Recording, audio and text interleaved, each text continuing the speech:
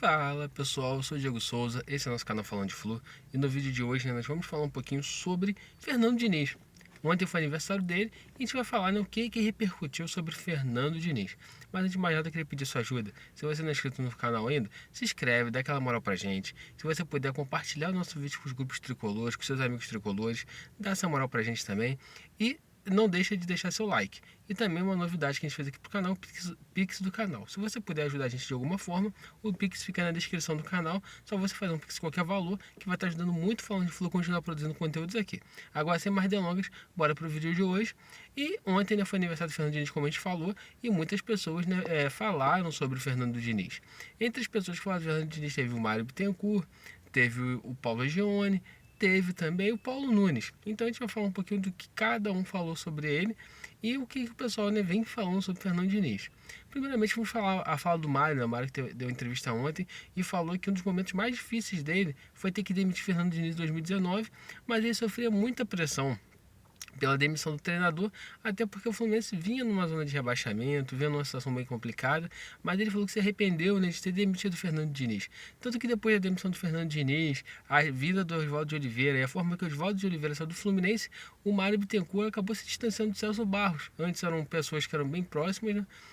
O Celso Barros, que era diretor de futebol era o homem forte do futebol do Fluminense, e o Mário Bittencourt acabou tirando o Celso Barros, e até pouco tempo atrás eles trocavam muitas farpas e tal, mas depois do título da Libertadores, o Celso Barros parou um pouquinho de trocar farpas com o Mário Bittencourt. E o Mário Bittencourt, se rasgou elogios ao Fernando Diniz, falou que não pensa numa mudança de trabalho, pelo menos enquanto for a gestão dele. Então isso daí vai segurando o Fernando Diniz pelo menos até o final de 2025, ano que acaba o mandato do Mário Bittencourt como presidente do Fluminense.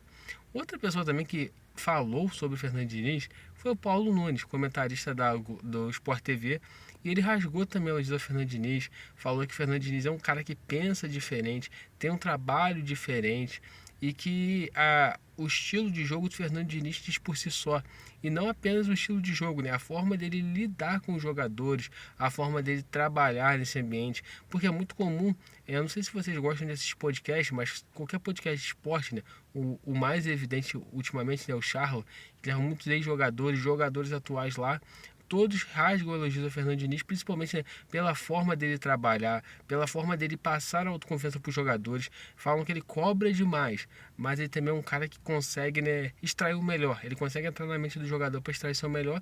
E a gente vê isso. Alguns jogadores que não jogavam nada antes de Fernando Diniz jogam muito pós-Fernando Diniz. Alguns jogadores que ele muda de posição. E os caras têm uma crescente gigantesca, como é o caso do Caio Paulista, Caio Henrique, até o próprio Thiago Santos agora jogando zagueiro. Isso é comum, Um dos momentos também ícones do Fernando Diniz foi a final da Libertadores, que ele chega pro João Quente e fala assim, cara, entra lá, você vai fazer o gol do título. E o moleque entra lá e faz o gol do título. Então isso tudo a gente vê como que o Fernando Diniz realmente é um cara importante pro Fluminense e importante pro futebol brasileiro. Eu acho que ele sofre muitas críticas por tentar fazer algo novo. Claro, alguns momentos as críticas são realmente plausíveis, igual por exemplo, tá inventando muito, que ele joga com Paulo Henrique Ganso e Renato Augusto, que foi a última crítica que ele sofreu, e não assumiu. Claro, alguns momentos você tem que fazer uma crítica, aí tem uma variação de jogo, isso até é bom pro profissional crescer. Mas muitas das críticas que ele toma, tem muita gente que torce para que dê errado, para poder falar, tá vendo? Esse estilo aí, não dá certo. É muito comum, pelo menos assim, ao meu ver, muitos ex-treinadores ou treinadores que não conseguem mais arrumar emprego e falar isso, tem que dar o chutão, tem que fazer não sei o que. Não, cara, essa é a identidade do cara. Ele tem que melhorar muito? Tem. Se a gente pegar a passagem do Fernando Diniz em 2019 com o Fluminense e atual, ele já evoluiu bastante. Muitas coisas de jogo, muitos padrões de jogo, ele conseguiu evoluir, ele conseguiu mudar. Ele é um profissional novo ainda, tem apenas 50 anos, tem muito para evoluir ainda, mas o que eu acho que mais incomoda nesses caras é ele fazer o novo, é fazer o diferente, e esses caras acabam não aceitando.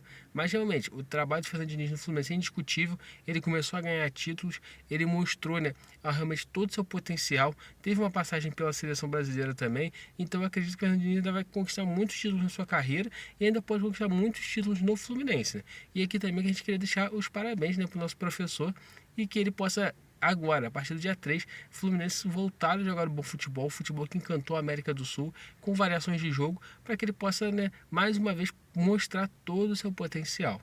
Então, pessoal, esse é o vídeo de hoje. Se você gostou, deixa seu like, se inscreve no canal, compartilha esse vídeo com todos os seus amigos tricolores, compartilha nos grupos tricolores, ajude o Falando de Flu a chegar aos 5 mil inscritos, né? A gente está 4.400, falta 600 inscritos. A gente queria muito chegar aos 5 mil inscritos até a estreia do Brasileiro. Então, se você se inscrever, compartilhar, você vai estar dando uma moral gigantesca pra gente.